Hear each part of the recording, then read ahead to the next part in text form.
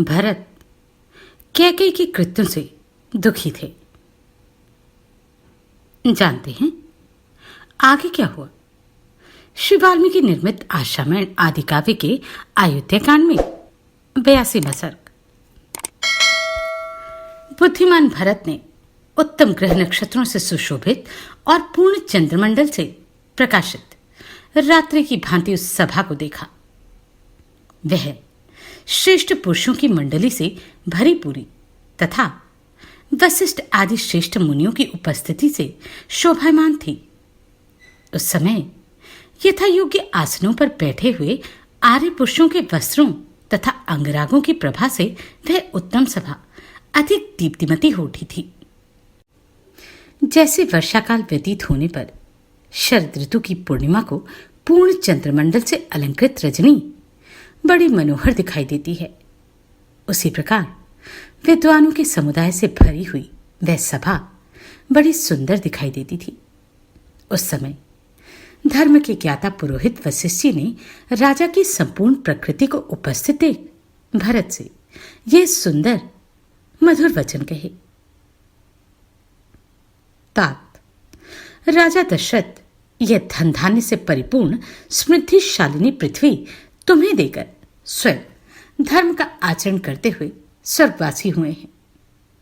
सत्यपूर्ण बर्ताव करने वाले श्री रामचंद्र जी ने सत्पुरुषों के धर्म का विचार करके पिता की आज्ञा का उसी प्रकार उल्लंघन नहीं किया जैसे उदित चंद्रमा अपनी चांदनी को नहीं छोड़ता। इस प्रकार पिता और ज्येष्ठ भ्राता दोनों ने ही तुम्हें यह अकंटक राज्य प्रदान किया है। अतः तुम मंत्रियों को प्रसन्न रखते हुए इसका पालन करो और शीघ्र ही अपना अभिषेक करा लो, जिससे उत्तर, पश्चिम, दक्षिण, पूर्व और अपरांत देश के निवासी राजा और समुद्र में जहाजों द्वारा व्यापार करने वाले व्यवसायी तुम्हें असंख्य रत्न प्रदान करें। यह बात सुनकर धर्मज्ञ भरत शोक में डूब गए और धर्म पालन की इच्छा से उन्होंने मन ही मन श्री राम की शरण ली। नवयुवक भरत उस भरी सभा में आंसू बहाते हुए गदगद वाणी द्वारा कलहंस के समान मधुर स्वर से विलाप करने और पुरोहित जी को उपलंभ देने लगे। गुरुदेव, जिन्होंने ब्रह्मचर्य का पालन किया, जो संपूर्ण विद्याओं में निष्णात हुए तथा जो सदा ही धर्म के लिए प्रयत्नशील रहते हैं, उन बुद्धिमान श्री रामचंद्र जी के राज्य का मेरे जैसा कौन मनुष्य अपहरण कर सकता है?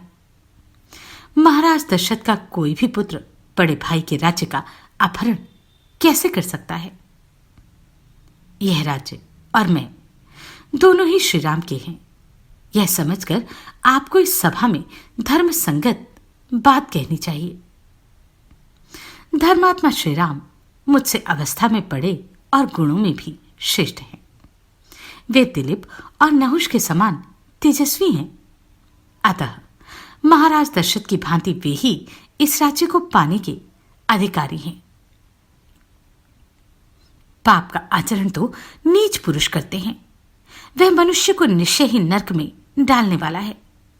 यदि श्री रामचंद्र जी का राज्य लेकर मैं भी पापाचरण करूं तो संसार में इक्ष्वाकु कुल का कलंक समझा जाऊंगा।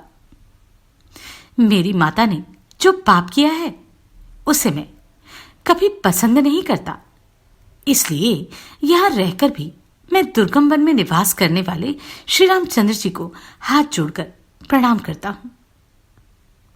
मैं श्री राम का ही अनुसरण करूंगा। मनुष्य में श्रेष्ठ श्री रामचंद्र जी इस राज्य के राजा हैं। वे तीनों ही लोकों के राजा होने योग्य हैं। भरत का यह धर्मयुक्त वचन सुनकर सभी सभासद श्री राम में चित्त लगाकर हर्ष के आंसू बहाने लगे। भरत ने फिर कहा, यदि मैं आर्य श्री राम को वन से ना लौटा सकूं तो स्वयं भी नरश्रेष्ठ लक्ष्मण की भांति वहीं निवास करूंगा।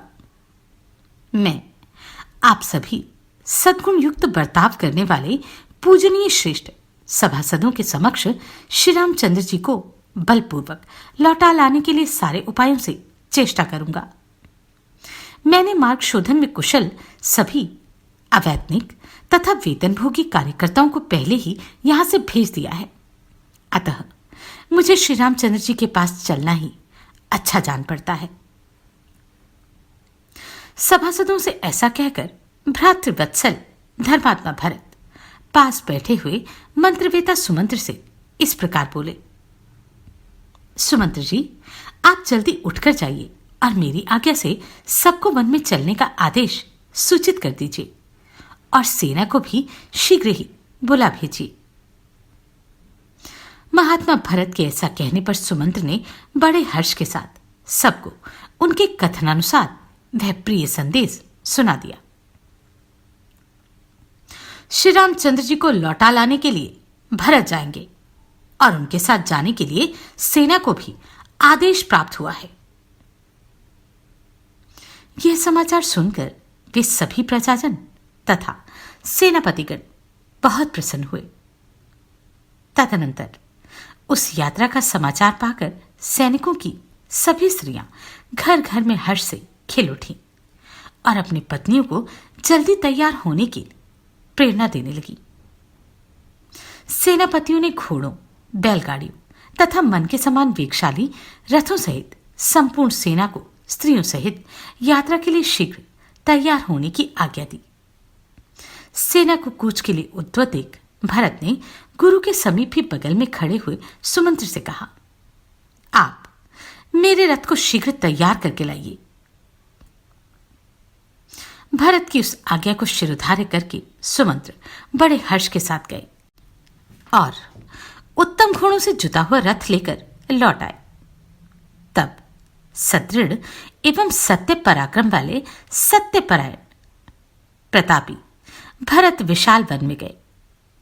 अपने बड़े भाई यशस्वी श्रीराम को लौटा लाने के निमित्त राजी करने के लिए यात्रा के उद्देश्य से उस समय इस प्रकार बोले। सुमंत्र जी, आप शीघ्र उठकर सेनापतियों के पास जाइए और उनसे कहकर सेना को कल कूच करने के लिए तैयार होने का प्रबंध कीजिए, क्योंकि मैं सारे जगत का कल्याण करने के लिए उन वनवासी श्रीराम को प्रसन्न करके यहां ले आना चाहता हूं। भरत की यह उत्तम आज्ञा पाकर सूतपुत्र सुमंत्र ने अपना मनोरथ सफल हुआ समझा और उन्होंने प्रजावर्ग के सभी प्रधान व्यक्तियों, सेनापतियों तथा सुहृदों को भरत का संदेश सुना दिया।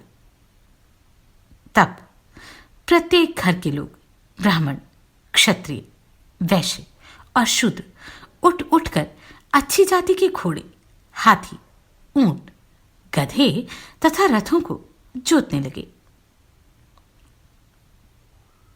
इस प्रकार श्री वाल्मीकि निर्मित आशामयण आदि काव्य के अयोध्या कांड में 82वां सर्ग पूरा हुआ। नमस्कार, मैं आभा शर्मा जावास। अगर आपको ये प्रश्न सराहनीय लगे तो आप कंट्रीब्यूट कर सकते हैं।